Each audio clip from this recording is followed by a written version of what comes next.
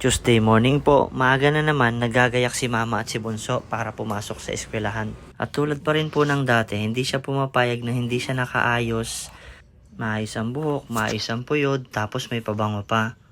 At eto nang matapos na nakathumbs up pa, ang agahan po muli niya gatas. Pagkatapos po, nagayak na po kami paalis, papasok na ng eskwelahan. Bye-bye mama, papaalis na po kami. Aga po kami lagi kasi ayaw niyang malate. Nagluto nga pala po ako ngayon ng garlic butter shrimp.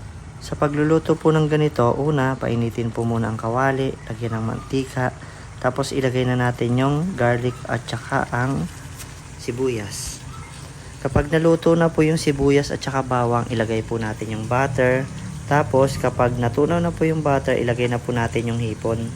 Haluin lang po natin hanggang sa maging orange na po yung hipon. Sinamahan nga pala po namin ng whole corn, yung nabibili lang na nasa can, para may ibang lahok naman. Ilagay na po natin yung asin pang balanse ng lasa. Sunod po niyan, haluin lang po ng konti, tapos antayin lang po nating maluto. At eto po, ready na po ang ating garlic butter shrimp. Kain po tayo ng umagahan, mukhang mapaparami na naman ang kain namin ito.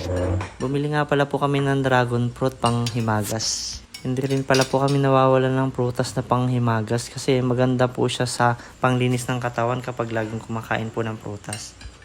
Eto na po, kain na po tayo. At ito lamang po ang ganap namin ngayong araw. Maraming salamat po sa panonood.